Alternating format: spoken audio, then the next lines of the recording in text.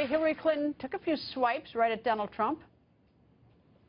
He wants to divide us from the rest of the world and from each other. He wants us to fear the future and fear each other. He spoke for 70-odd minutes, and I do mean odd. Donald Trump says, and this is a quote, "I know more about ISIS than the generals do." No, Donald, you don't.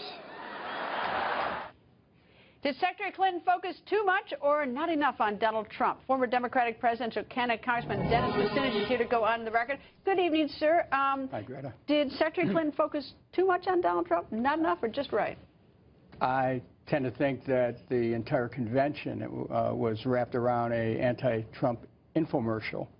And I don't think that actually helps Secretary Clinton, who needs to build public confidence, not only in her performance in the capacities that she has, but needs to build public trust. And if you deflect that by attacking someone, some of the underlying issues that are out there are not going to be addressed. And so I think she probably lost some opportunities. So are you saying she basically took the bait from Donald Trump and engaged in sort of a street fight with him rather than sort of rising above it and talking about the big issues? Is that another way to say it or not? I think that if she proceeds to rise above it and acts as a master of policy and works off her political biography, notwithstanding any differences that any of us may have, that would be the best tack for her. But if she goes negative, and if this campaign turns into a mud wrestling, I think Trump benefits, frankly. Why would he benefit from it more than she would from a mud wrestling? Because challengers generally will benefit more from negative attacks. Hillary Clinton's running as an incumbent in some ways. And so I don't think the negative attacks help her with the stature that she already has. She should be gathering the stature that she has from all the different offices she's held.